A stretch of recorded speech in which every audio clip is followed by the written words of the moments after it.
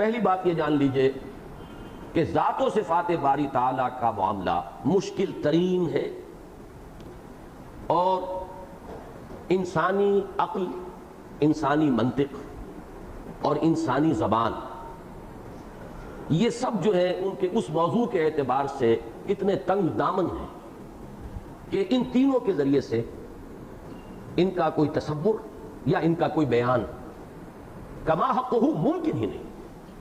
اس بات کو اچھی طرح جان لیجئے کہ ہماری زبان ہے اردو جو ہم بول رہے ہیں، عبرانی زبان انسانوں کی زبان تھی، عربی زبان بھی انسانوں کی زبان تھی ہے۔ زبانیں بنتی ہیں استعمال سے، تسلسل سے، اور یہ ساری چیزیں مبنی ہیں ہمارے مشاہدات پر۔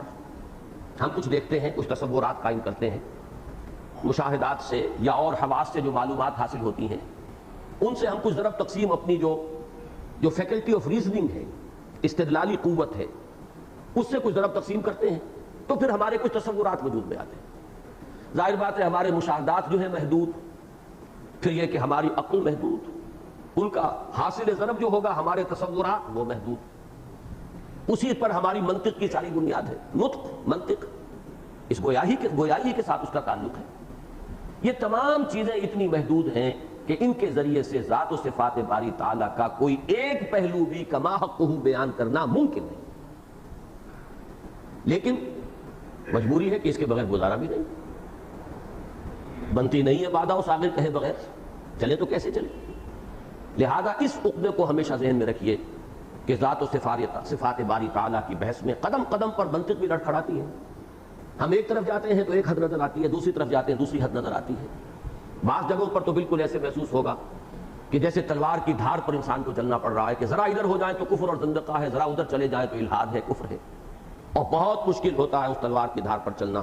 ہوشدار کے رہبر دم تیغست قدم را، ہوشیار ہو جاؤ کہ اس وقت تمہارا قدم تلوار کی دھار پر ہے، ذرا سی بے احتیاطی ہوئی تو جان کے لالے پڑ جائیں گے۔ یہ وہ موضوعات ہیں کہ جن میں ذرا سی بے احتیاطی کفر، الحاد، زندقہ، گمراہی، ضلالت کی طرف انسان کو لے جاتی ہے۔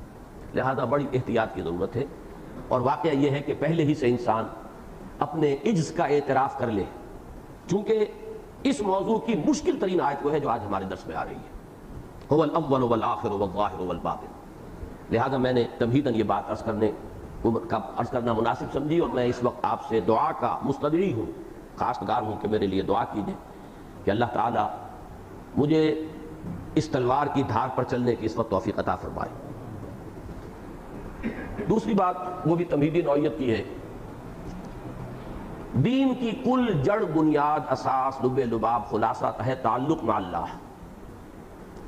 جیسے ایمان کی بحث میں جو اگلی تیسری تقریر ہوگی اس میں یہ مضمون بھی آئے گا کہ ایمان اگر اسے پھیلائیے تو ایمانیات بہت سے ہیں، آمنت باللہ وملائکتہ وکتبہ ورسلہ والیوم الآخر والقدر خیرہ وشرہ من اللہ تعالی والبعث بعد الموت، اور بھی ایمانیات ہیں، عقائد کی کتابوں میں تفصیل ملے گی۔ خلاصہ نکالیے تو ایمان نام ہے ایمان باللہ کا۔ ایمان مجمل کیا ہے؟ آمنت باللہ کما ہوا باسمائہ وصفاتہ وقبلت جمیع احکامہ اقرار باللسان وتصدیق بالقلب۔ یہ مضمون تفصیل سے جمعے میں انشاءاللہ آئندہ جمعے میں زیر بحث آئے گا۔ اس وقت جو مجھے عرض کرنا وہ یہ ہے کہ کل ہدایت در حقیقت تعلق مع اللہ ہی کا نام ہے۔ البتہ اس تعلق مع اللہ کے دو پہلو ہیں، ایک اسے آپ علمی کہیں، فکری کہیں، ذہنی کہیں، نظری کہیں، اور ایک ہے عملی۔ ذہنی، فکری، علمی، اس کے لیے جامع ترین اصطلاح ہوگی معرفت رب، اللہ کی معرفت، اور عملی کے لیے جامع ترین لفظ ہاتھی کے پاؤں میں سب کے پاؤں، عبادت رب۔ معرفت اور عبادت، ان دونوں الفاظ کے اندر بڑا گہرا ربط ہے۔ جتنی معرفت ہوگی اتنی ہی آپ عبادت کر سکیں گے، جتنا اللہ کی عظمت کا انکشاف آپ کے ذہن و قلب پر ہوگا اتنی ہی آپ میں عاجزی اور تذلل پیدا ہوگا، اور تذلل ہی کا نام عبادت ہے۔ العبادت والتذلل، بچ جانا، گر جانا، عجز، بچ جانا۔ اب یہ کتنا ہوگا؟ جتنا احساس اس کی بلندی کا ہوگا اتنا ہی اس کے رد عمل میں وہ عبدیت کی کیفیت پیدا ہوگی۔ یہی وجہ ہے کہ وہ جو آیہ مبارکہ ہے مشہور وَمَا خَلَقْتُ الْجِنَّ وَالْإِنسَ إِلَّا لِيَعْبُدُونَ، اس کی تفسیر بہت سے محققین کرتے ہیں إِلَّا لِيَعْرِفُونَ، وَمَا خَلَقْتُ الْجِنَّ وَالْإِنسَ إِلَّا لِيَعْرِفُونَ، یعبدون کی شرح تفسیر یعرفون سے کرتے ہیں کہ میں نے انسان اور جنوں کو نہیں پیدا کیا مگر اس لیے کہ وہ میری معرفت حاصل کریں، اس لیے کہ یہ دونوں چیزیں لازم و ملزوم ہیں۔ ویسے بھی موٹی سی بات ہے، انسان علم اور عمل کا مرکب ہے، حاصل ظرف ہے، حاصل ضرب ہے، دو چیزوں کا پروڈکٹ ہے، علم اور عمل۔ علم کی انتہا معرفت رب، عمل کی انتہا عبادت رب۔ اور انہی دو الفاظ کو میں اس وقت یاد دلانا چاہتا ہوں کہ حضور صلی اللہ علیہ وسلم کے الفاظ اگرچہ آپ کی نسبت سے اس کے معنی کچھ اور ہوں گے، ان الفاظ کو کہیں اپنے اوپر قیاس نہ کر لیجئے۔ کارے وہ کیا میں بھول رہا ہوں کہ پاک ہستیوں کے معاملے کا قیاس برخود مکن، کارے پاکا را قیاس برخود مکن، تو یہ اس میں الفاظ کا اشتراک جو ہے، حضور فرماتے ہیں ما عرفنا کا حق معرفتک وما عبدنا کا حق عبادتک، اے اللہ ہم تجھے پہچان نہ پائے جیسے کہ تیرے پہچان کا حق ہے، اور ہم تیری بندگی نہ کر پائے جیسے کہ تیری بندگی کا حق ہے۔ اب یہی دیکھیے قرآن مجید میں بھی الفاظ ذرا مختلف آئے ہیں یہی دو الفاظ، ما قدر اللہ حق قدری، وہ اللہ کی قدر نہیں کر پائے جیسے کہ اس کی قدر کا حق تھا۔ اور واقعہ یہ ہے کہ جیسے کہ اس کی قدر کا حق ہے کوئی انسان پورا کر ہی نہیں سکتا، اس لیے کہ ہمارا تخیل، تصور، علم، فہم، ہماری عقل محدود، اس فائنائٹ میں وہ انفائنائٹ سمائے کیسے؟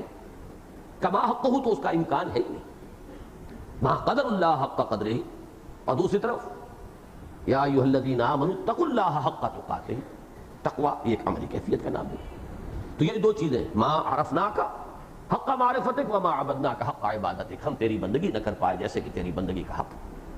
کوئی انسان کتنے بھی اونچے مقام پر پہنچ جائے ان دو الفاظ سے آگے تجاوز نہیں کر سکے گا۔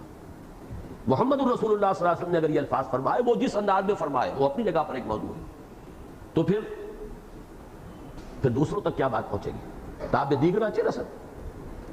اب عبادت رب اور معرفت رب، اب ذرا اس سے آگے آئیے۔ تعلق مع اللہ کے یہ دو گوشے ہو گئے، معرفت رب کے اب دو گوشے ہیں، پھر تقسیم کیجئے دو کے اندر، ذات اور صفات۔ اگرچہ یہ دونوں چیزیں باہم لازم و ملزوم ہے، ایک وحدت ہے، ناقابل تقسیم، لیکن ہمیں اپنی گفتگو میں علیحدہ کرنا پڑے گا۔ یہ ذات و صفات کے الفاظ کا میں چاہتا ہوں کہ علامہ اقبال کے ایک شعر میں جس طریقے سے حوالہ آیا ہے، وہ دلچسپی کے لیے صرف اس کا حوالہ دینا چاہ رہا ہوں۔ بال جبریل جو ان کی میرے نزدیک اردو کا جو کلام ہے اس کا کلائمیکس بال جبریل ہے۔ پہلا شعر کیا ہے؟ میری نوائے شوق سے شور حریم ذات میں، غلغلہ ہائے الاما بتکدہ صفات میں۔ اب اس شعر کی نہ میں اس میں شرح کروں گا نہ تشریح کروں گا، لیکن میں نے حریم ذات اور بتکدہ صفات، یہ دو اصطلاحات جو وہاں آئی ہیں، در حقیقت یہ دو عنوانات ہیں معرفت رب کے، معرفت ذات، معرفت صفات۔ اور یہ میں پچھلی مرتبہ اشارتاً عرض کر چکا ہوں، علم کلام کا پیچیدہ ترین مسئلہ یہی ہے کہ آیا یہ ایک دوسرے سے جدا ہے یا ایک دوسرے کے عین ہے۔ علامہ اقبال نے ابلیس کی مجلس شورا میں جو اشارہ کیا ہے کہ کن مسائل پر علماء کی محنتیں صرف ہوتی رہی ہیں اور بہترین ذہنی صلاحیتیں اس کے اوپر لگتی رہی ہیں، ان مسائل میں سے مثلاً ایک یہ کہ ہے کلام اللہ کے الفاظ حادث یا قدیم، ایک منطق کی بحث ہے، فلسفے کی بحث ہے، علم کلام کی بحث ہے، اور ہے صفات ذات حق حق سے جدا یا عین ذات، یہ ایک بہت بڑا مسئلہ ہے، علم کلام کا پیچیدہ ترین مسئلہ ہے۔ اور آج میں اضافہ کر رہا ہوں کہ محققین متکلمین کو پناہ لینی پڑی ہے اس مسئلے کے ایسے حل میں کہ اگر آپ میں سے بعض حضرات کے علم میں پہلے وہ بات نہیں آئی ہے تو آپ اسے محمل کہیں گے، لیکن وہ محمل نہیں ہے۔ بڑی لمبی چوڑی بحثوں کے بعد بالآخر پناہ لینی پڑتی ہے اس میں کہ لا عین ولا غیر، اللہ کی صفات نہ اللہ کا عین ہے نہ غیر۔ اب سمجھ میں نہ آئے تو بہرحال میں اس وقت اس مسئلے کو سمجھانے کے لیے نہیں بیٹھا ہوں، میں صرف اشارے کر رہا ہوں کہ یہ کتنے مشکل مسئلہ ہے کہ یہ ایک ہے یا جدا ہے، لیکن میں نے اس وقت سمجھانے کے لیے دو میں تقسیم کرایا۔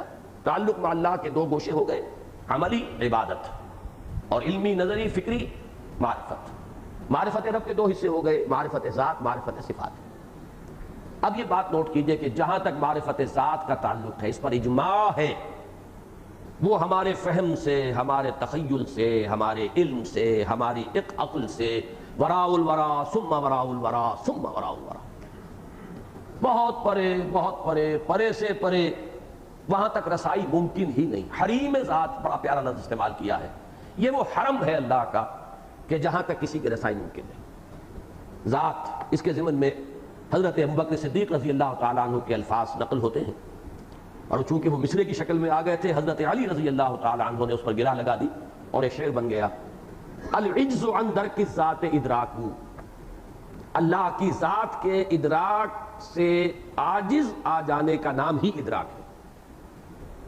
معلوم شد کہ ہیچ معلوم نہ شد، جب یہ معلوم ہو جائے کہ ہمیں کچھ معلوم نہیں تو یہ علم کی معراج ہے۔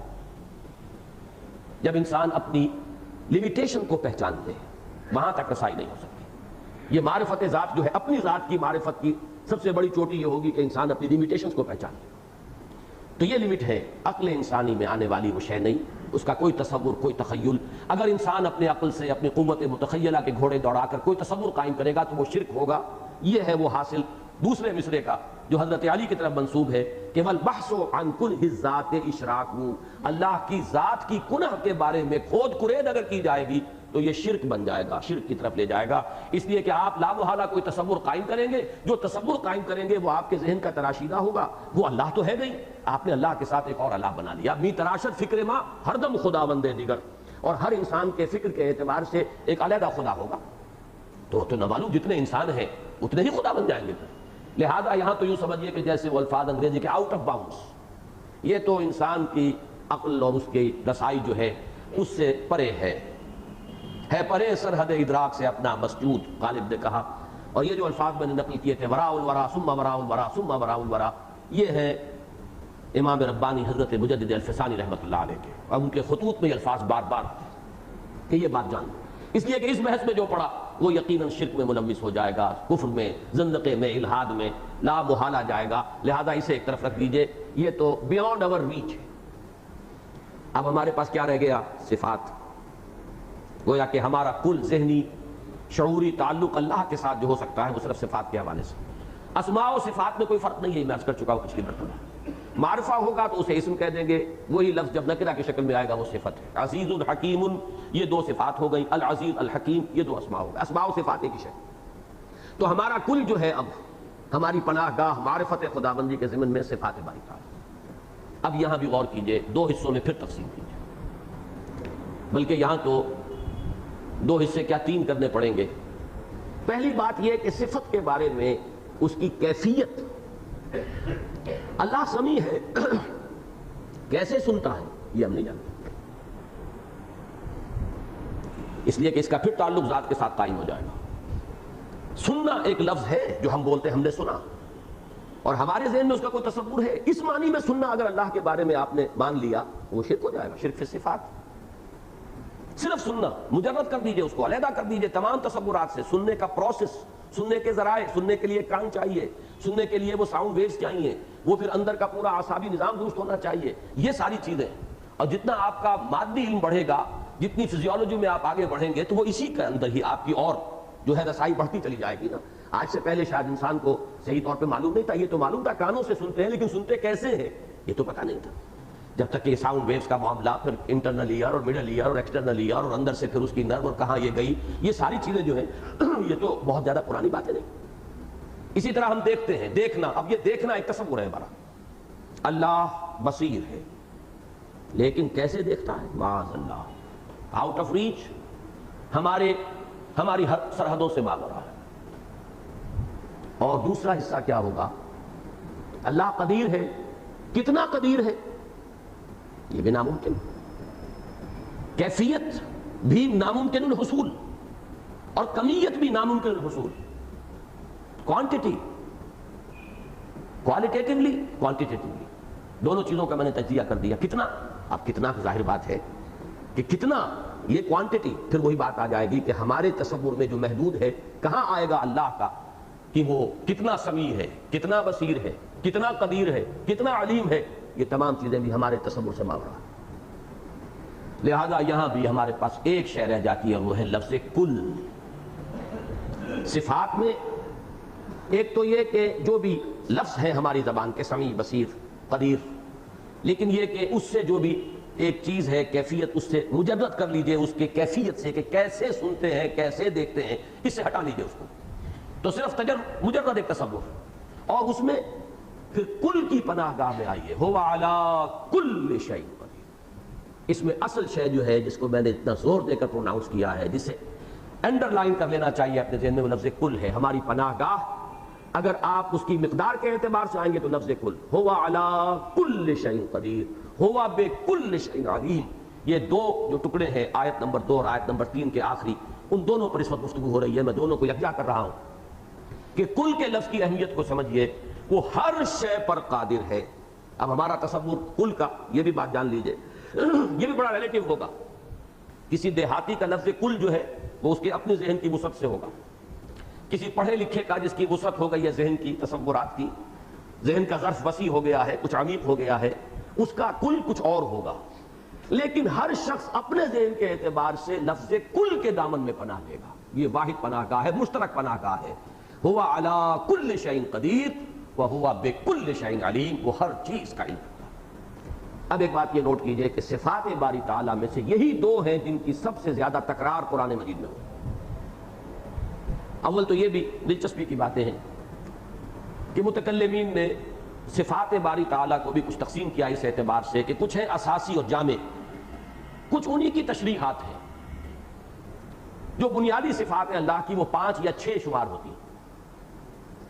جو لوگ وجود کو بھی صفت کے طور پر شمار کرتے ہیں وہ 6 مانتے ہیں، جو وجود کو کہتے ہیں وجود تو صفت نہیں ہے، وجود صفت سے متصف ہوتا ہے، یہ بھی پھر ایک باریک بحث ہو جائے گی، اسے بھی اس وقت صرف تذکرہ کر رہا ہوں۔ لیکن بعض نے مانا ہے کہ وجود بھی ایک صفت ہے، بعض کہتے ہیں کہ نہیں وجود صفت نہیں ہے۔ جنہوں نے مانا ان کے نزدیک 6 ہے بنیادی صفات، جنہوں نے اس کو تسلیم نہیں کیا انہوں نے 5 مانا۔ وجود، حیات، علم، قدرت، ارادہ، کلام، ان 6 میں سے پہلا نکال دیجئے تو 5 ہے، اور اس کو بھی جمع کر لیجئے 6۔ اب ان میں آپ دیکھیں گے کہ بہت سے اللہ کے اسماء و صفات جو ہیں وہ ان میں سے کسی کی تفسیر بن جائیں گے۔ مثلا علم، سمیع، بصیر، خبیر، یہ سب کیا ہے؟ سماعت سے ہمیں علم حاصل ہوتا ہے، بصارت سے ہمیں علم حاصل ہوتا ہے، خبیر باخبر ہونا، لطیف باریک بین ہونا، انہی اسماء کا تعلق جو ہے وہ اللہ کی صفت علم سے۔ اسی طریقے سے کتنے ہی ناموں کے جوڑے آئیں گے، الخافض الرافع، المعز المذل، القابض الباسط، المحیی الممیت، زندہ رکھنے والا، مارنے والا، اٹھانے والا، گرانے والا، کھولنے والا، تنگ کرنے والا، یہ سب عزت دینے والا، ذلت دینے والا، اللہ کے اسماء ہیں۔ یہ سب کیا ہے؟ اللہ کی قدرت کی تفاصیل ہے۔ هو علی کل شیء قدیر، وہ ہر چیز پر قادر ہے۔ یہ دو جو ہے یہ گویا کہ بہت بنیادی صفات بھی اللہ کی، اور ان کی خصوصی اہمیت جو ہے وہ ہے ایمان بالآخرہ کے حوالے سے۔ ان 6 آیات میں کہیں آپ کو آخرت کا ذکر جو ہے جلی انداز میں نہیں ملے گا، 5ویں آیت میں جا کر ایک خفی، ایک لطیف انداز میں اشارہ ہے، وَإِلَى اللَّهِ تُرْجَعُ الْأُمُورُ، تمام معاملات اللہ ہی کی طرف لوٹا دیے جائیں گے۔ یہ اشارہ ہے آخرت کی طرف، معاد کی طرف۔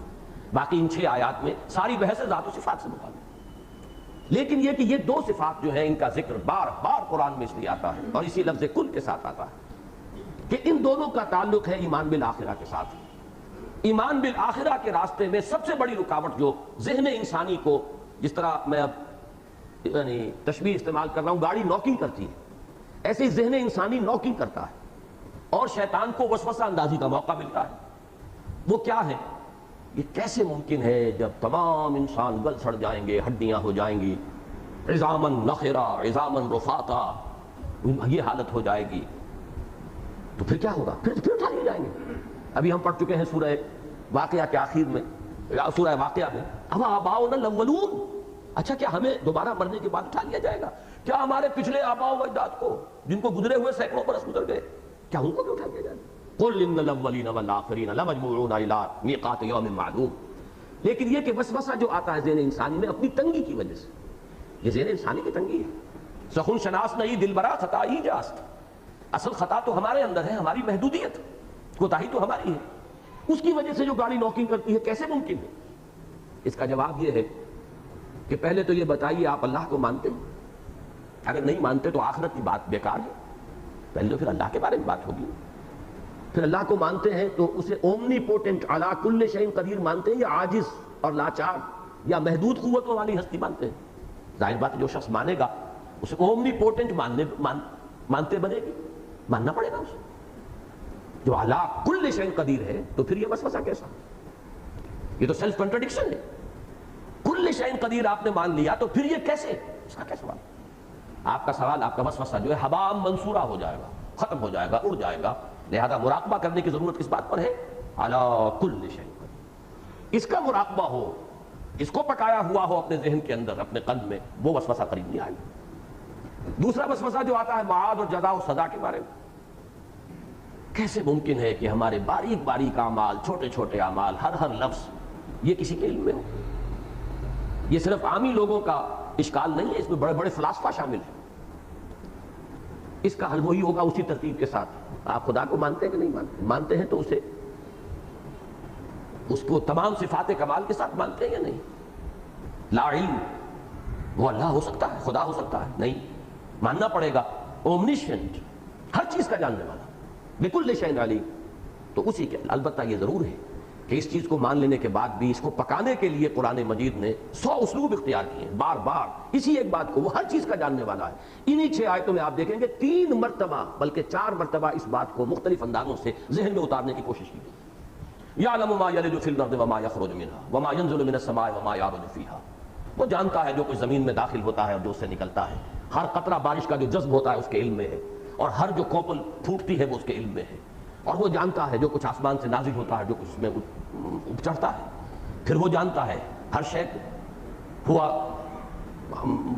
جو کچھ بما تعملون بصیر، جو کچھ تم کر رہے ہیں اسے وہ دیکھ رہا ہے. اور اختتام ہوگا هو علیم بذات الصدور، وہ سینوں کے اندر پنہا جو چیزیں اس کو بھی جانتا ہے. تو یار ساری شرح کس کی ہو رہی ہے؟ وهو بكل شيء علیم. اسی سلسلے کی جو آخری صورت ہے مسبحات کی سورہ تغابن، اس کی جو آیت نمبر 4 ہے، وہ میں سمجھتا ہوں کہ اس موضوع پر کلائمیکس ہے. ایک آیت میں 3 اسلوب ہیں جس میں اللہ کی صفت علم کو بیان کیا گیا. یعلم ما فی السماوات والارض ویعلم ما تسرون وما تعلنون واللہ علیم بذات الصدور. وہ جانتا ہے جو کچھ کے آسمانوں اور زمین میں، اور وہ جانتا ہے جو کچھ کہ تم ظاہر کرتے ہو اور چھپاتے ہو، اور وہ جانتا ہے جو کچھ کہ تمہارے سینوں کے اندر مخفی ہے. یہ 3 ڈائمنشنز ہیں علیحدہ علیحدہ. اس پر جب سورہ تغابن پر پہنچیں گے تو گفتگو ہوگی. یہ سارا زور کس بات پر ہے؟ اصل میں وہ بھی اسی معاد کے حوالے سے کہ یقین ہو جائے. جیسے کہ سورہ لقمان کے دوسرے رکوع میں حضرت لقمان کی نصیحتوں میں الفاظ آیا، یا بنیا، اے میرے بچے اس بات کو جان لے، انہا ان تک مثقال حبۃ من خردل فتکن فی صخرۃ او فی السماوات او فی الارض یأتی بہ اللہ. نیکی یا بدی خواہ وہ رائی کے دانے کے برابر ہو. اب اس سے چھوٹا کیا کہے؟ زبان جو ہے انسانی، وہ اس سے آگے کوئی اور مثال جو ہے وہ پیش نہیں کر سکتا. رائی کے دانے کے برابر. کہیں مثقال ذرہ کہا جاتا ہے، ذرے کے ہم قدر کچھ بھی کہا جائے. وَمَن يَعْمَلْ مِثْقَالَ ذَرَّةٍ خَيْرًا يَرَهُ وَمَن يَعْمَلْ مِثْقَالَ ذَرَّةٍ شَرًّا يَرَهُ. اب ہماری زبان اس سے چھوٹے کے لیے، وہ اس وقت اگر کوئی ایٹم کا لفظ بھی مستعمل ہوا ہوتا تو شاید وہ لفظ استعمال ہوتا. لیکن یہ کہ زبان جہاں تک پہنچ سکتی ہے، چھوٹی سی چھوٹی بھی نیکی یا بدی، پھر وہ خواہ کہیں ہو، خواہ وہ کہیں پیٹ، زمین کے پیٹ کے اندر گھس کر کی گئی، یا خلاؤں کی پہنائیوں کے اندر کی گئی ہو، یا یہ کہ کسی پہاڑ کی کھو میں گھس کر کی گئی، اللہ اس کو لے آئے گا. وہ لطیف اور خبیر ہے، بہت باریک بین ہے، باخبر ہے. تو یہ سارا معاملہ در حقیقت معاد سے متعلق ہے. بہرحال اتنی بحث اس کے لیے اب کفایت کرے گی. قدرت اور علم، اب اس کا جو بھی تصور آپ قائم کر سکتے ہیں وہ اپنے ذہن میں قائم کیجئے، اور پھر اس کے ساتھ کل کا اضافہ. اصل شے جو ہے وہ یہ ہے، محض قادر مان لینا کافی نہیں ہے. قدرت تو کسی درجے میں اللہ کی تقسیم کردہ، کچھ ہم میں بھی ہے، کچھ اور میں ہے، کسی کے اندر ہے یہ. لیکن یہ کہ کل شیء هو علی کل شیء قدیر، جو اصل کی ورڈ ہے اس میں وہ لفظ کل ہے. اب آئیے تیسری آیت، جو کہ وہ پل جو ہے بالکل پل صراط کے مانند اور تلوار کی دھار کے مانند، هو الاول والآخر والظاہر والباطن. وہی ہے الاول اور الآخر اور الظاہر اور الباطن. وَهُوَ بِكُلِّ شَيْءٍ عَلِيمٌ. یہ اس کا اختتام ہے، اس پر گفتگو ہو گئی ہے. اس حصے کو سمجھیے کہ ہم نے هُوَ عَلَى كُلِّ شَيْءٍ قَدِيرٌ اور هُوَ بِكُلِّ شَيْءٍ عَلِيمٌ اس پر گفتگو کر لی. اللہ کے یہ 4 اسماء ہیں، اور سب سے پہلی بات تو جو اہم ترین ہے نوٹ کرنے کی، اور مجھے حیرانی ہے کہ جتنی تفسیریں میں نے دیکھی ہیں، تفسیریں وہ زیادہ میرا مطالعہ جو ہے وسیع نہیں ہے، ایک ایسا ظاہر و باہر نکتہ ہے کہ جس کی طرف میرے علم کی حد تک، جہاں تک میں نے اب تک دیکھا ہے، کسی نے توجہ نہیں کی. بلکہ اچھے علماء سے گفتگو ہوتی ہے، میں متوجہ کرتا ہوں تو ایک دم چونک جاتے ہیں. ابھی حال ہی میں جب میں امریکہ گیا ہوا تھا تو ڈیٹرائٹ میں جب میری ایک تقریر ہوئی، اس میں کچھ عرب بھی تھے، اچھے صاحب علم و فہم لوگ تھے، مصری. یہ خیر ان کا حسن نظر کہیے یا حسن سماعت کہیے، انہیں تقریر کچھ پسند آئی. بعد میں بیٹھے گفتگو ہو رہی تھی کچھ مسائل پر. میں نے جب یہ توجہ دلائی اتنا چونک گئے کہ جیسے کبھی پہلے ادھر دھیان نہیں گیا. وہ بات کیا ہے؟ یہ واحد ہے مقام قرآن مجید کا جہاں اللہ کے اسماء و صفات میں حرف عطف داخل کیا گیا. جہاں کہیں بھی آئے گا بغیر عطف کے آئے گا سوائے اس مقام. العزیز الحکیم، العزیز والحکیم کبھی نہیں دیکھا ہوگا. وہو الغفور الرحیم، واو نہیں ہے. وہو الغفور الودود، وہو الرؤوف الرحیم، جہاں بھی ہوگا. وہو سمیع البصیر، کان اللہ سمیعا بصیرا. اسماء و صفات میں کبھی حرف عطف نہیں آئے. چنانچہ آج ہی چونکہ میں بیان کر چکا ہوں 8 آئے ہیں ایک تسلسل کے ساتھ اسماء، کہیں حرف عطف نہیں ہے. الملک، القدوس، السلام، المؤمن، المہیمن، العزیز، الجبار، المتکبر. 8 کم سے کم 7 حرف عطف آنے چاہیے تھے. یہاں 4 کے مابین 3 آ گئے. هو الاول والآخر والظاہر والباطن. سورہ جمعہ میں آپ نے دیکھا یسبح للہ ما فی السماوات وما فی الارض الملک القدوس العزیز الحکیم. جڑتے چلے. اس کی وجہ کیا ہے؟ واقعہ یہ ہے اللہ تعالیٰ کی تمام صفات اس کی ذات میں بیک وقت موجود ہے. جو بھی عطف کے ذریعے سے کچھ بعد واقع ہو جاتا ہے، میں لفظ مغایرت استعمال نہیں کر رہا، مغایرت تو بہت بڑی شے ہے. بہرحال کچھ نہ کچھ فصل، کچھ نہ کچھ بعد تو ہوگا. صفات باری تعالیٰ کے ضمن میں وہ خفیف ترین لطیف ترین بعد اور فصل بھی صحیح نہیں ہے، اس لیے کہ وہ بیک وقت قدیر ہے، بیک وقت حکیم ہے، بیک وقت علیم ہے. اس کی تمام شانیں اس کی ذات میں بیک وقت مجتمع ہے. اس کی تمام صفات بتمام و کمال اس کی ذات میں بیک وقت موجود ہے. یہ جو ان کا ایک ہی وقت میں تمام کا ہونا، اس میں کوئی زمانی یا مکانی کو فصل یا بعد نہ ہونا، یہ ہے بنیاد جس کی وجہ سے کہ کہیں حرف عطف نہیں آتا. لیکن یہاں آیا ہے. یہ اہم نقطہ ہے، قابل غور، سوچ و بچار. ابھی صرف اس کو جیسے کہ الجبرا کی بڑی بڑی ایکویشنز حل کرتے ہوئے ایک نتیجہ نکال کر اس پر ایک لگا دیتے ہیں کہ اس کو اب رکھو، پھر آگے بڑھو، دوسرا مسئلہ حل کرو، پھر ان 2 کو جوڑیں گے تو پھر نتیجہ نکالیں گے. ایک طرف رکھ دیجئے اس کو کہ یہ ایک آبزرویشن ہے، ایک چیز ہے جو مشاہدے میں آئی ہے. اور جتنی آبزرویشن ہوگی اتنا ہی تو آدمی کا علم جو ہے وہ گہرائی میں جائے گا، اتنے ہی سوالات پیدا ہوں گے. میں آج بھی ایک دوست سے یہ عرض کر رہا تھا کہ موجودہ دور کے ایک بہت بڑے عالم صاحب تفسیر، ان سے میں نے جب کہا کہ کبھی آپ نے غور کیا کہ سورہ مریم میں 2 جلیل القدر انبیاء کے لیے تو فرمایا گیا انہو کان صدیقا نبیّا، 2 کے بارے میں فرمایا گیا انہو کان رسولا نبیّا وکان رسولا نبیّا. تو یہ صدیقا نبیّا اور رسولا نبیّا کیا فرق ہے؟ تو پہلا سوال آپ اعتماد کیجئے مجھ پر اور میرے حافظے پر، یہ شوشے کا فرق نہیں. پہلا سوال، کیا واقعی ایسا ہے؟ کیا آیا ہے رسول نبی؟ تفسیر وہ لکھ چکے ہیں پوری. لیکن یہ کہ اس کو بھی کسی کا کوئی نقص نہ سمجھیے. اصل میں ہر انسان کا ایک مخصوص زاویہ نگاہ ہوتا ہے. ہر شخص کی اپنی ایک طبیعت ہے، اس کا مزاج ہے، اس کی افتاد طبع ہے. اس کے نزدیک بعض مسائل کی بہت اہمیت ہے، بعض کی کوئی اہمیت ہی نہیں. ایک شخص ہے جو فلسفہ وجود کے اندر مستغرق ہے، کسی اور شے سے اسے کوئی دلچسپی نہیں. ماہیت وجود معلوم ہونی چاہیے. کوئی اسی چکر میں ماہیت زمان کیا ہے، واٹ از ٹائم.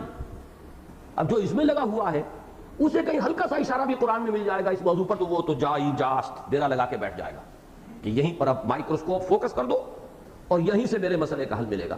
لیکن جس کے ذہن میں ماہیت زمان، اس کا کوئی مسئلہ ہی نہیں، بحث ہی نہیں، وہ 100 دفعہ گزر جائے گا وہاں سے، اس مقام سے، اور اسے کوئی توجہ نہیں ہوگی. تو اسی لیے میں کہا کرتا ہوں جب مجھ سے سوال کیا جاتا ہے کون سی تفسیر پڑھنی چاہیے، میں ہمیشہ کہتا ہوں کوئی تفسیر آپ کو مستغنی نہیں کرے گی قرآن سے. ہر مفسر کا ایک زاویہ نگاہ ہے، اس کی اپنی سوچ ہے، اس کا اپنا مزاج ہے، استاد طبع ہے. وہ تو اس اینگل سے دیکھا. میز یہ ایک ہی ہے، ادھر سے دیکھنے والوں کی آنکھوں میں اس کی کوئی اور امیج بن رہی ہے، ادھر بیٹھے ہوئے لوگوں کی آنکھوں میں کچھ اور امیج اس کی بن رہی ہے. میز ایک ہے، یہ اینگل آف ویو ہے، زاویہ نگاہ ہے. تو اس اعتبار سے، بعض اعتبارات سے ایک تفسیر بہت اہم ہوگی، بہت گہرائیوں تک آپ کو پہنچا دے گی، اور بعض اعتبارات سے معلوم ہوگا کہ یہ تو ایسے سرسری گزر گئے کہ سرے سے کوئی گویا کہ انہیں یہاں پر کوئی اہم بات ہی نظر نہیں آئی، حالانکہ میرے نزدیک وہ اہم ترین بات ہے. تو یہ ہوگا مزاج اور استاد طبع کا فرق. اس میں کوئی کسی کے لیے الزام نہیں ہے، یہ ہر انسان کا معاملہ ہے، کوئی بھی اس سے بالا تر نہیں ہو سکتا. قرآن کامل ہے، کوئی تفسیر کامل نہیں ہو سکتی، نہ ہوئی ہے آج تک، نہ ہوگی قیامت تک. یہ محال عقلی ہے. کوئی عقل جو احاطہ کر سکے کل علم کا وہی تفسیر کامل لکھ سکے گا قرآن مجید کی. اور ظاہر بات ہے کہ وہ محال عقلی ہے, لہذا یہ ممکن ہی نہیں ہے کہ کوئی تفسیر کے قابل. تو اس اعتبار سے میں نے عرض کیا کہ یہ نقطہ صرف جو ہے توجہ کے طور پر کہ یہاں حرف عطف آیا, یہ ایک مشاہدہ, ایک آبزرویشن کے طور پر درج کر لیجیے. اب میں یہاں اس آیت پر گفتگو کرنے سے پہلے, اور ان 6 آیتوں میں ایک اور ٹکڑا ایک آیت کا ہے جو بہت ہی مشکل ہے, بڑی گفتگو ہے, وَهُوَ مَعَكُمْ أَيْنَمَا كُنتُمْ. ان پر گفتگو کرنے سے پہلے ایک بات میں آپ سے عرض کر دوں. فلسفے میں جیسا کہ میں نے ابھی 2 الفاظ استعمال کیے, مشکل ترین مسائل یہ ہیں ماہیت وجود, ماہیت زمان. ماہیت وجود, وجود تو سب کو نظر آ رہا ہے, ماہیہ یہ ہے کیا, اس کی حقیقت کیا ہے. اب جن لوگوں کو اس فلسفے سے دلچسپی نہیں وہ ان مقامات سے گزر جائیں گے سرسری طور پر, اور انہیں گزر جانا چاہیے. انہیں جو رہنمائی درکار ہے وہ ان کے اپنے ذہن اور استاد اور مزاج کے طباع کے اعتبار سے وہ جہاں سے مل جائے گی ان کے لیے کفایت کرے گی. اگر ذہن میں کوئی اشکال نہیں تو خام خواہ کسی اور پہلو کی طرف جو ہے اپنے آپ کو لگانا, ایک پرخطر وادی میں اپنے آپ کو ڈالنا ہے. لیکن ظاہر بات ہے کہ اس قسم کے اجتماعات میں جہاں ہر استاد طبع کے لوگ ہوتے ہیں, ہر مزاج کے, وہاں گزرا نہیں جا سکتا. اور چونکہ شاید اس وجہ سے بھی کہ میری اپنی ایک استاد طبع ہے, میں نے فلسفہ کبھی پڑھا نہیں, منطق کبھی پڑھی نہیں, لیکن مجھے ان کے ساتھ ایک مناسبت ہے. سائیکالوجی بھی اگرچہ مناسبت طبع مجھے بہت ہے اس سے, لیکن یہ کہ کبھی بھی باضابطہ میں اس کا طالب علم نہیں رہا, لیکن طبیعت کی مناسبت ہے. لہذا میرے لیے تو یہ مقامات بڑی اہمیت کے حامل ہیں, بہت سے دوسرے حضرات کے لیے شاید یہ اتنی اہمیت کے حامل نہ. لیکن یہاں سمجھنے کی بات یہ ہے کہ فلسفہ مذہب کے سلسلے میں مشکل ترین سوال جو ہے, ایک بات تو سیدھی آپ نے مان لی, خالق مخلوق, اللہ اور ماورا, یہ الفاظ ہم استعمال کرتے ہیں, ذات باری تعالیٰ اور ماورا, اللہ اور اس کا غیر, خالق اور مخلوق. لیکن ان خالق اور مخلوق میں تعلق کیا ہے, نسبت کیا ہے, اس کی نوعیت کیا ہے؟ یہ سوال ہے جو ہمیشہ سے, جیسا کہ میں نے جمعے کی تقریر میں استفاض کیا تھا, فلاسفہ حکما گتھیاں سلجھاتے رہے. وہ جو اقبال نے الفاظ استعمال کیے وہ میری زبان پر آ گئے کہ خرد کی گتھیاں سلجھا چکا میں, میرے مولا مجھے صاحب جنوں کر تو. ان خرد کی گتھیوں میں ایک بہت بڑی گتھی یہ ہے کہ کیا ہم سمجھیں کہ خالق اور مخلوق کا رشتہ ہے کیا.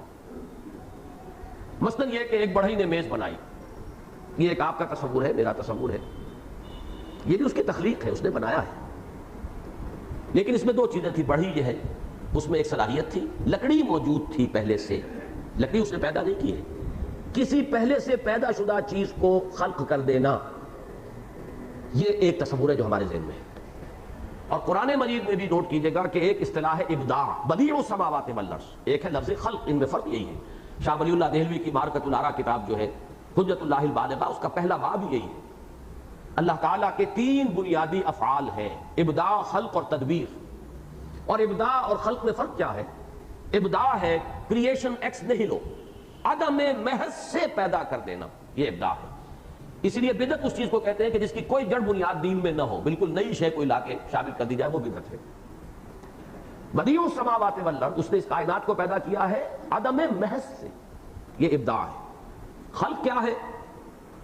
وہ ایک چیز سے دوسری چیز بناتا رہتا ہے. سورہ رحمان میں ہم نے پڑھا خلق الانسان من صلصال کالفخار وخلق الجان من مارج من نار. اس نے انسان کو تخلیق فرمایا وہ جو سنا ہوا گارا سوکھ کر کھنکھنانے لگا تھا اس سے, اور جنوں کو پیدا کیا آگ کے شعلے کی لپٹ سے, من مارج من نار, کوئی شے تھی اس سے پیدا کیا. تو ایک تصور یہ ہے کہ مادہ قدیم ہے اور خدا بھی قدیم ہے. مادے سے خدا نے یہ کائنات بنائی. یہ کیا ہوئی؟ یہ سنویت ہے, یہ شرک ہے. 2 ہستیوں کو قدیم مانا گیا, ایگزسٹنس آف میٹر اور اللہ یا کریٹر کہیے. یہ اسلام کے بنیادی طور پر خلاف ہو گئے. اب اس میں یہ ضرور ہے کہ بنانے والا علیحدہ ہے, میز علیحدہ ہے, کرسی علیحدہ ہے, اس نے ایک شے سے ایک شے بنا دی. ایک دوسرا تصور ہے, بلکہ اس میں ہندوؤں کے ہاں جو فلسفے ان میں یہ کہ 3 کو بھی انہوں نے قدیم مانا ہے, خدا بھی قدیم, مادہ بھی قدیم, روح بھی قدیم. یہ تثلیث ہے, اور تثلیث دنیا میں جہاں کہیں رہی ہے وہ اسی کے در حقیقت کوئی مختلف اس میں سے 3 خانوں میں سے ہٹا کر کہیں کوئی چیز رکھ دی گئی ہے بنیادی یہی تثلیث. تو سنویت 2 قدیم مانے جائیں, تثلیث 3 کو قدیم مانا جائے, یہ شرک ہے. اب ایک اور شکل اختیار کی موحدین نے. جو تعدد قدما کو نہیں ماننا چاہتے تھے کہ قدیم ایک سے زائد ہے، قدیم ایک ہی ہے، تو پھر کریٹر اور کریشن میں تعلق کیا ہے؟ ان کے سامنے تصور یہ آیا کہ در حقیقت کریٹر ہی نے یہ شکل اختیار کر لی. جیسے برف پگھلی پانی بن گیا. اب آپ پوچھیں برف کا، یہی پانی ہی برف ہے. اس پانی کو آپ نے ابالا، وہ بھاپ بن گئی. بھاپ ہی پانی ہے، بھاپ ہی برف ہے. در حقیقت اسی ہستی نے یہ صورت اختیار کر لی ہے. اس کو اب آپ مختلف کہیں گے. ایک تو یہ کہ پینتھیزم، ہماوست، سب وہی کچھ ہے، وہی ہے. یہ بدترین شرک ہو جائے گا. گویا کہ ہر شے جو بھی ہے خدا ہے. یا اس کا ایک شکل ہے حلول و اتحاد اینجا محالست، کہ در وحدت دوئی عین ضلالست. یہ حلول، اتحاد، یہ مختلف الفاظ استعمال ہوتے رہے. آج کے نوجوان کے لیے کیا اچھے بھلے معمر لوگوں کے لیے بھی یہ الفاظ جو ہیں یہ عجیب گریک محسوس ہوں گے. کیا ہے؟ اس لیے کہ ایک زمانہ وہ تھا کہ ساری بحث و گفتگو اسی پر ہوتی تھی، ذات و صفات پر. میں نے اپنے کتابچے میں نشأت ثانیہ میں جو بنیادی بات عرض کی ہے وہ یہی ہے کہ جو رنگ بدلا ہے وہ یہ ہے کہ اب یہ چیزیں سمجھی جاتی ہیں بیکار، ان پر گفتگو جو ہے وقت ضائع کرنا بیکار ہے. اصل شے یہ کائنات ہے، قوانین طبیعیہ ہیں، ان کو ایکسپلائٹ کرنا ہے. انرجی کے بارے میں غور کرو، وہ ہماری ضرورت ہے. کہاں ذات و صفات باری تعالیٰ کی بحثیں، دور ازکار، کوئی تعلق نہیں. یہ مزاج کا فرق ہے، تبدیلی ہوئی ہے لوگوں کے ذہن اور مزاج میں. لیکن یہ کہ کبھی یہی الفاظ پڑھے لکھے لوگوں کی زبان پر بالکل ایسے جاری ہوتے تھے جیسے روزمرہ الفاظ ہوتے ہیں. حلول، اتحاد. کوئی شے اب ایک یہ بھی ہے کہ ہے تو علیحدہ علیحدہ، کریٹر علیحدہ، کریشن علیحدہ، لیکن جیسے کہ پانی میں شکر گھل جاتی ہے ایسے ہی خدا اس کائنات میں گھل گیا. یہ حلول ہے. تجسم کے خدا ہی نے یہ شکل اختیار کر لی ہے. حلول یہ کہ دو چیزیں ہیں لیکن ان میں نسبت کیا ہے؟ جیسے کہ پانی کے اندر چینی گھل گئی، اب کوئی علیحدہ وجود اس کا نہیں. یہ مختلف نظریات ہیں، یہ سب غلط ہیں، کفر ہے، شرک ہے. ان میں کسی شک و شبے کی گنجائش نہیں. لیکن سوال تو پھر بھی حل تو نہیں ہوا. پھر نوعیت ہے کیا؟ یا تو یہ کہ آدمی اپنی فل سٹاپ لگائے، لاہون پڑھے اور سوچنا بند کر دے. لیکن ہوتے ہیں کچھ لوگ کہ جو اس پر قادر بھی نہیں ہوتے، سوچنے پر مجبور ہیں. کوئی بات تو سمجھ میں آنی چاہیے. اسی سے متعلق مثلا یہ ہے کہ ہم یہ مانتے ہیں اللہ کی ذات غیر محدود ہے. لیکن ذات غیر محدود ہے یا صرف صفات غیر محدود ہے؟ اللہ کی ذات بھی غیر محدود ہے تو کائنات سے وہ علیحدہ کوئی ہستی اگر ہے تو محدود ہو گئی. کائنات کو اگر پوری یونیورس کو ذات باری تعالیٰ سے منہا کر دیں گے کہ یہ علیحدہ ہے، غیر ہے اس کا، تو پھر انفائنائٹ میں سے کوئی چیز بھی آپ نکال لیں گے وہ فائنائٹ ہے. انفینٹی میں سے کوئی چیز بھی نکل آئے گی تو وہ پھر کیا رہ جائے گی؟ It's no more infinity. اب وہ لامحدود نہیں رہا. لامحدود میں سے کچھ بھی نکال لیا آپ نے، منہا کر دیا تو وہ تو فائنائٹ ہو گیا، محدود ہو گیا. خدا کا رہا. اب اگر مانے کہ اللہ ہر جگہ ہے تو کیا یہ گھڑی بھی اللہ ہے؟ یا اس گھڑی کا جو حجم ہے، اس کا والیوم ہے، اسے مائنس کرنا پڑے گا اللہ کی ذات سے؟ اس کو بھی مائنس کیا تو اللہ کی ذات تو محدود ہو گئی. یہی تو مسئلے ہیں. اکبر الہآبادی کا شعر ہے کہ اسی حیرت میں عمریں کٹ گئیں اصحاب دانش کی، کسے اللہ کہیے اور کس کو ما سوا کہیے. کہاں حد لگائیں گے کہ یہاں اللہ ہے، اس سے آگے اللہ نہیں ہے. اب کائنات شروع ہو گئی. اب تو ہمیں کائنات کی ابھی حد بندی کا پتہ نہیں کہاں سے شروع ہوتی ہے کہاں نہیں. لیکن اتنی وسیع اور اس شے کو منہا کر دیجئے ذات باری تعالیٰ سے تو ذات تو محدود ہو گئی. اور ذات محدود نہیں ہے اللہ کی. محدود نہ مانیے، لا محدود مانیے تو ہر جگہ ہوا معکم اینما کنتم. اگر وہ ذاتی طور پر ہمارے ساتھ ہے تو پھر میرا حجم جو ہے اس کے اندر سے بھی اللہ غیر نہیں ہو سکتا. میرے اندر بھی اس کا مطلب ہے اللہ ہے. اب کہیے، ذرا سا کہیے یہی عدل حق ہو جائے گا؟ معافی جبتی غیر اللہ، میرے جبے کے اندر جو کچھ ہے اللہ کے سوا کچھ نہیں ہے، یہی شرک ہو جائے گا، یہی کفر ہو جائے گا، اسی پر پھانسیاں دے دی جائیں. یہ ہے ٹیڑھا مسائل کا مسئلہ. میں صرف اشارہ کر رہا ہوں تاکہ مسئلے کی اہمیت سمجھ میں آئے. اس لیے کہ انسان چاہے آج کل اس سے دو چار نہ ہوتا ہو، لیکن جب بھی کبھی وہ علمی اور ذہنی سطح پر دین کے مطالعے کا آغاز کرے گا یہ مسائل سامنے آ جائیں گے. جن حضرات کو دلچسپی ہے، میں غالباً تازہ ہی جو حکمت قرآن کا پرچہ ہے اس میں میرے وہ دو مضمون شائع ہوئے ہیں. عقل اور نقل کی کشمکش. اسلامی تاریخ میں یہ ہوتا رہا. دین اصلاً نقل ہے، جو منقول ہوا، نقل ہوا، منتقل ہوا اللہ سے جبرائیل کے ذریعے محمد کو صلی اللہ علیہ وسلم، محمد سے صحابہ کے ذریعے صلی اللہ علیہ وسلم رضی اللہ تعالیٰ عنہ، تابعین کو، تابعین سے تابع تابعین چلتا منقول ہے. وہاں سے جو کچھ آیا وہی علم اور عمل کے ڈھانچے میں خود قرآن جو کا تو منتقل ہوا، اور سنت جو ہے اس میں وہ عمل کے سانچے میں ڈھل کر وہی چیز ہے جو ہمیں منتقل ہوتی چلی آ رہی ہے، سنت رسول کی شریعت۔ تو دین اصل میں تو ہے نقل، لیکن انسان کو کہتے ہیں حیوان عاقل۔ اب پیچ پڑ گیا کہ نہیں پڑ گیا؟ انسان طبعاً مجبور ہے کہ عقل سے سوچے، عقل سے سمجھے۔ عقل کے پیمانے جو ہے کسی جگہ پر تو رسائی اس کی ٹھیک ہے، کہیں جا کر جو ہے گزر جا عقل سے آگے کہ یہ نور چراغ راہ ہے، منزل نہیں ہے، اس سے آگے عقل ساتھ نہیں دیتی۔ لیکن یہ کہ انسان مجبور ہے کہ کچھ نہ کچھ تو تصور قائم کرے، کچھ نہ کچھ تو تصور ذہن کے اندر بنائے، اور یہی سارا مسئلہ ہے۔ دین کے نقل کو ہر دور کے عقل کی کسوٹی پر پرکھنے کی کوشش، اور اس کی ایسی تعویل اور توجیہ جو اس دور کے لوگوں کی عقلی سطح کے لیے قابل قبول ہو، اطمینان بخش ہو، یہ ہے علم جس کا نام ہے علم کلام۔ اور اس میں سب سے پہلی بہترین بات کیا ہے، یہ ذات و صفات باری تعالیٰ۔ اب اس کا جو حل کیا ہے ہمارے ایک طبقے نے، جن کو میں اس وقت عنوان دے رہا ہوں وجودی، یہ وہ لوگ کہلاتے ہیں جو وحدت الوجود کے قائل ہیں، یا وحدت الشہود کے قائل ہیں، یا توحید وجودی کے قائل ہیں۔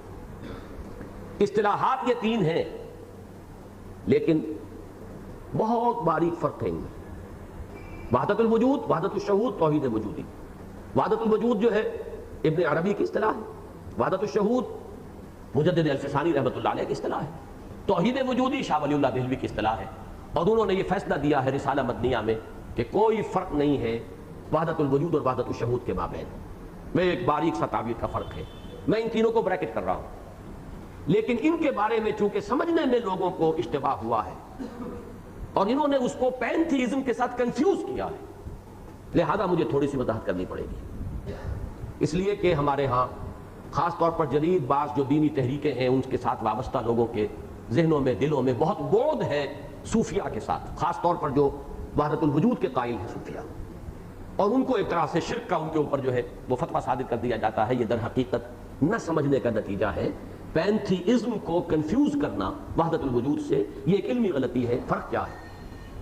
چاہے آپ اس سے اختلاف کریں یا اتفاق کریں، یہ کوئی ضروری نہیں ہے کہ اتفاق کریں، لیکن ان کی بات سمجھیے کہ وہ کہنا کیا چاہتے ہیں۔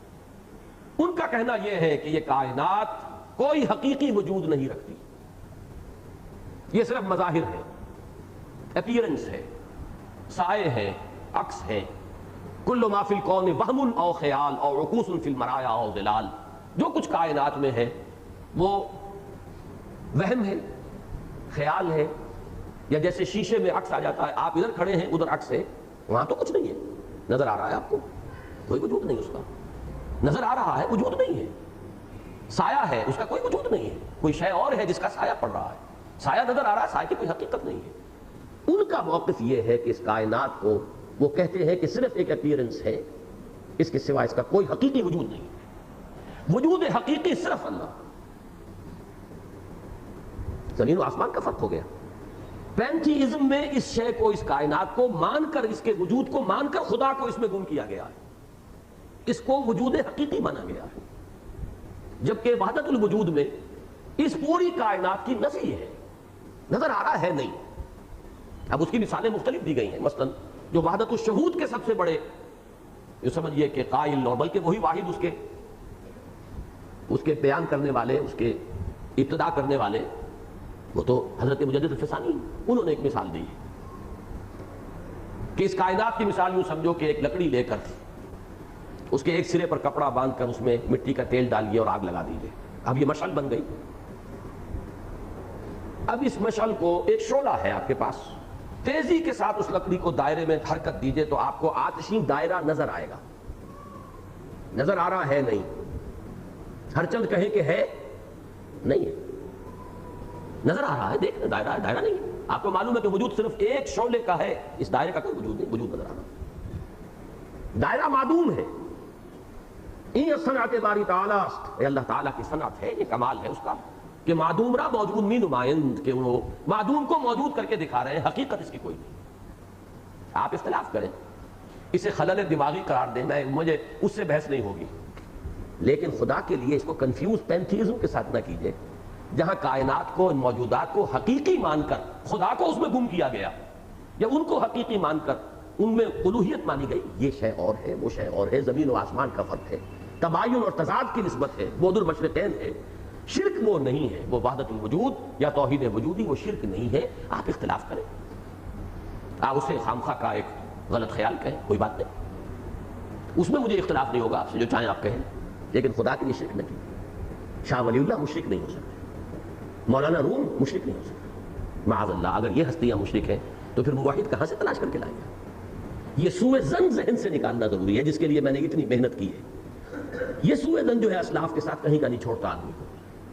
اپنے ذہن کی تنگی ہے، اپنے ذوق کی مناسبت نہیں ہے، ان مسائل سے دلچسپی نہیں ہے، اس میں گہرائی میں اتر کر غور نہیں کیا ہے، اور اس کی وجہ سے شرک کے فتوے لگ رہے ہیں ولی اللہ دہلوی پر اور مولانا روم پر. اور یہ تو تھوڑا سا تعبیر کا فرق کر لیا مجدد الفسانی رحمۃ اللہ علیہ نے، لیکن یہ کہ اگر شاہ ولی اللہ دہلوی رحمۃ اللہ علیہ کی کوئی عظمت کو جانتا ہو اور ان کا فتویٰ یہ ہے کہ کوئی فرق نہیں ہے وحدت الشہود اور وحدت الوجود میں، تو جو فتویٰ ابن عربی پر لگ رہا ہے وہی فتویٰ مجدد الفسانی پر لگنا چاہیے. پھر رہ کہاں جائیں گے آپ؟ تو فرق سمجھیے، وحدت الوجود، وحدت الشہود، توحید وجودی، اس کا حاصل کیا ہے کہ در حقیقت جو کچھ نظر آ رہا ہے اس کا کوئی وجود نہیں ہے. It's only appearance. آئیڈیالزم میں نے عرض کیا تھا، فلسفے کی دو ہی شاخیں بنیادی طور پر، آئیڈیالزم تصوریت اور ریئلزم. اب یہ جو ہے ان میں آئیڈیالزم جو ہے اس میں بڑی اہم کتاب ہے اس یعنی اس قریب کے زمانے کی، اپیئرنس اینڈ ریئلٹی. یہ ہے ایک مظاہر ہے اور ایک ریئلٹی ہے. در حقیقت وجود صرف اللہ کا ہے، یہ سب مظاہر ہے، ظواہر ہے، یہ صرف ٹرانزینٹ پکچرز ہیں. سمندر کے اوپر لہر، ایک لہر نظر آ رہی، لہر کہاں ہے؟ لہر تو ایک صورت ہے، ابھی تھی ابھی نہیں ہے. میں نے آپ کو سورہ واقعہ کے درس میں بتایا، میں جو کچھ آج سے 10 دن پہلے تھا وہ آج نہیں ہوں، اور جو کچھ 10 دن کے بعد ہوں گا وہ نہیں ہوگا جو آج ہوں. ایک تسلسل ہے، شعور کا تسلسل ہے، صرف ایک سیلف کانشیس ہے، کانشیسنس میری ہے، اس کے ساتھ کچھ میموری ہے، وہ ہے جس کا ایک تسلسل ہے. باقی میرا تسلسل تو جسمانی طور پر بھی نہیں ہے. نہ معلوم میرے خون کے کتنے دور گزر چکے، خون بنتا ہے اور ختم ہوتا ہے، تحلیل ہو رہا ہے. کتنی مرتبہ میں مر چکا ہوں اور جی چکا ہوں اسی زندگی کے دوران جسمانی طور پر. کتنی موتیں واقع ہو چکی ہیں، کتنی حیات تازہ مجھے مل چکی ہے اسی زندگی کے دوران. یہ سب ٹرانزینٹ، سب یہ گزر جانے والی چیزیں. حقیقت واحدہ، وجود واحد صرف اللہ تعالیٰ. تو جو حضرات اس نظریے کے قائل ہیں ان کی فردوس نگاہ ہے، فردوس فکر و نظر ہے یہ آیات، وَالْأَوَّلُ وَالْآخِرُ وَالظَّاهِرُ وَالْبَاطِنُ وَهُوَ بِكُلِّ شَيْءٍ عَلِيمٌ. وہی الاول ہے، وہی الآخر ہے، وہی الظاہر ہے، وہی الباطن ہے. اب یہاں نوٹ کیجئے، چونکہ یہ قرآن مجید صرف فلاسفہ کے لیے تو نازل نہیں ہوا، اس کو تو بلکہ 99,999 لاکھ میں تو وہی ہوں گے کہ جن کا یہ مسئلہ ہی نہیں، ماہیت زمان و ماہیت مکان اور ماہیت وجود، اور یہ ان کا تو مسئلہ ہی نہیں. اور میں آپ کو بتا چکا ہوں قرآن مجید کا اسلوب یہ ہے کہ اس کے مخاطب جو ہے بنیادی طور پر اور بیشتر اور اکثر وہ عوام ہوتے ہیں. اس لیے کہ عام اولین مخاطب اس کا کون تھا؟ عرب کا، عرب کی قوم جو من حیث المجموع امی تھی، اس کا علم ہے امیین، ان پڑھ قوم. وہ فلسفہ اور یہ منطق اور اس کی باریکیاں اور اس کے مسائل اس کو تعلق ہے. اور محمد الرسول اللہ صلی اللہ علیہ وسلم کا کام کیا تھا؟ اس قرآن کی تبیین اسے ذہنوں میں اتارنا. لہذا اب آپ نوٹ کیجئے، 2 حدیثیں ملتی ہیں ہمیں اس آیہ مبارکہ کے بارے میں. ایک حدیث تو بہت عام ہو چکی ہے، ایک حدیث کا تذکرہ جو ہے کہیں شاذ ہی آپ کو ملے گا، بلکہ جدید اردو مفسرین عام طور پر اقلیت پسند لوگ ہیں، ان کے ہاں وہ ملے گا ہی نہیں، اسے پہلو بچا کر نکل جائے. جیسے میں نے اسلام کی نشأۃ ثانیہ میں لکھا ہے کہ روزے کے بارے میں الصوم جنۃ، روزہ ڈھال ہے. یہ تو آپ کو ہر جگہ مل جائے گا، ٹھیک ہے، نفس کے حملوں کے خلاف ڈھال ہے جو اللہ نے ہمیں عطا کی. لیکن الصوم لی وانا اجزی بہ، اس حدیث کا ذکر بہت کم ملے گا، بڑا مشکل ہے. جن لوگوں کی تباہی کی مناسبت نہیں ہوگی وہ اس کو اس سے غض بصر کر کے گزر جائیں گے، نگاہیں بچا کر، نگاہیں چرا کر. میں نے پورا کتابچہ لکھا اس پر، عظمت صوم جن حضرات میں پڑھا تو وہی مناسبت تباہ والی بات. اسی طریقے سے 2 حدیثیں مل رہی، دونوں مسلم شریف اور ترمذی شریف کی روایت ہے. ایک ہے وہ علوم یا اذہان متوسطہ کے لیے، عوام کے لیے. ایک ہے کہ جو وہ دوسرے قسم کے لوگوں کے لیے. ایک بہت عام ملے گی، جو بھی آپ تفسیر اس دور کی اٹھا کر دیکھیں گے وہ حدیث ضرور مل جائے گی. وہ حدیث یہ ہے کہ حضور صلی اللہ علیہ وسلم نے، یہ مسلم شریف میں اور ترمذی میں یہ روایت اس طور سے آئی ہے کہ حضرت فاطمہ رضی اللہ تعالیٰ عنہ حضور کی خدمت میں حاضر ہوئیں وہ مشہور واقعہ ہے کہ کچھ اسرت کا اور کچھ جو بھی مشقت کرنی پڑ رہی تھی، تو کچھ انہوں نے چاہا کہ کوئی کنیز مل جائے، کوئی غلام ہو، خادم ہو. اس پر حضور نے، ایک روایت میں تو آتا ہے کہ وہ تسبیح فاطمہ تلقین فرمائی کہ یہ چیزیں ہمارے لیے نہیں ہیں بیٹی، تمہارے لیے یہ دولت ہے اصل. وہ تسبیح فاطمہ جو اللہ جنہیں توفیق دیتا ہر نماز کے بعد کرتے ہیں. ایک روایت وہ جس کا میں ذکر کر رہا ہوں اس میں یہ ہے کہ حضور نے ایک دعا تلقین فرمائی کہ فاطمہ یہ دعا کیا کر. اس دعا میں طویل دعا، یہ الفاظ بھی آئے ہیں: اے اللہ انت الاول فلیس قبلک شیء وانت الآخر فلیس بعدک شیء وانت الظاہر فلیس فوقک شیء وانت الباطن فلیس دونک شیء. مسند احمد میں بھی یہ روایت آئی ہے، وہ اس واقعے سے علیحدہ ہو کر، یہ حضور کی ایک دعا کی حیثیت سے. اب یہ گویا کہ حضور صلی اللہ علیہ وسلم نے اس آیہ مبارکہ کی ایک تفہیم کی ہے، ایک وضاحت کی ہے کہ الاول وہ ہستی جس سے پہلے کچھ نہیں، الآخر وہ ہستی، وہ ذات جس کے بعد کچھ نہیں، الظاہر حضور کے الفاظ میں وہ ہستی جس سے بالا تر، جس پر غالب کوئی نہیں. اس لیے کہ ظاہر کے دو معنی ذہن میں رکھیے گا. ظاہر وہ بھی چیز ہے کہ جو نمایاں ہو، اردو میں ہم اسی معنی میں لفظ ظاہر بولتے ہیں، مخفی کے مقابلے میں ظاہر، باطن کے مقابلے میں ظاہر. لیکن عربی زبان میں ظاہر کا ایک مفہوم ہے غالب، جس سے لفظ اظہار بنا ہے، لِيُظْهِرَهُ عَلَى الدِّينِ كُلِّهِ، تاکہ غالب کر دے اس کو پورے کے پورے دین پر. تو یہ جو ظہور ہے، غلبہ، حضور نے اس معنی میں یہاں لیا. انت ظاہر فلیس فوقک شیء، تو وہ ظاہر ہے جس پر کوئی اور نہیں ہے، کوئی بالا تر نہیں. گویا کہ العزیز ہی کا مفہوم. وانت الباطن فلیس دونک شیء، اور تو ہی ہے وہ باطن کے جس سے، اب دون کا لفظ عربی میں بہت معنی میں آتا ہے. دون کمتر کے لیے بھی آتا ہے، دون ورے پرے کے لیے بھی آتا ہے، کبھی پرے کے لیے آ جائے گا، کبھی ورے کے لیے آ جائے گا، لیکن حضور نے وہاں پر لفظ دون استعمال کیا ہے.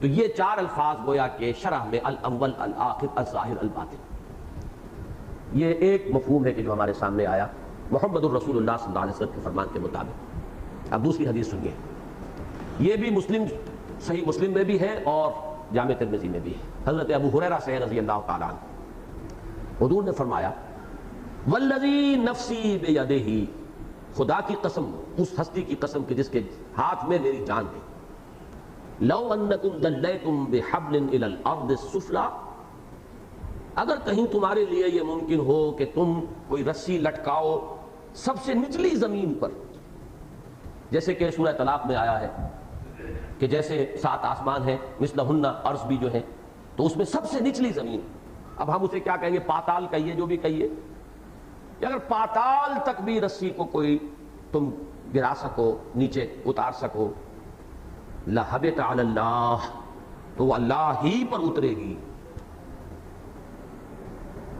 کیا سمجھیں گے اس کو؟ یعنی ایک تصور تو عام ہے اللہ کے ساتھ بلندی کا، اگرچہ اسٹرکٹ سینس میں تو یہ ہے کہ اللہ کسی جہت میں نہیں، کسی سمت میں نہیں. نماز میں اوپر دیکھنے کو بھی، آسمان کی طرف دیکھنے سے بھی روکا گیا، لیکن کچھ طبع بشری ہے، فطرت انسانی میں کچھ ہے اللہ کا تصور بلندی کے لیے.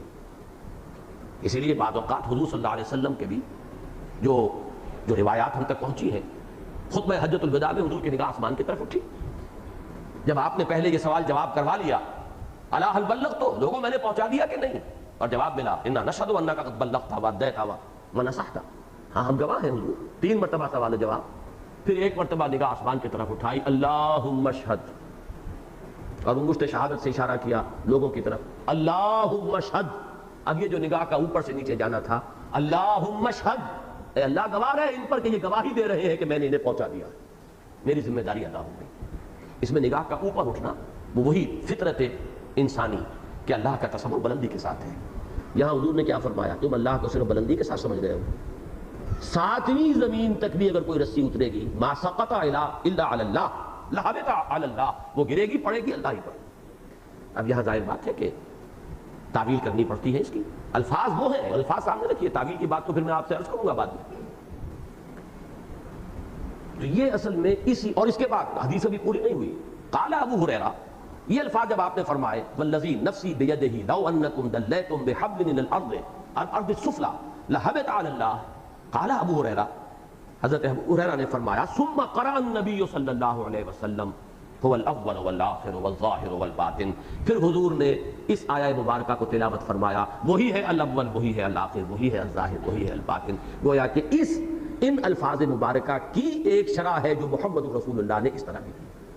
اب یہ دو جو ہیں چیزیں خاصی ایک دوسرے سے دور کی ہیں، لیکن میرے نزدیک وہی معاملہ ہے کہ مختلف سطحیں ہیں فہم اور شعور کی، ان کے اعتبار سے گفتگو ہوگی.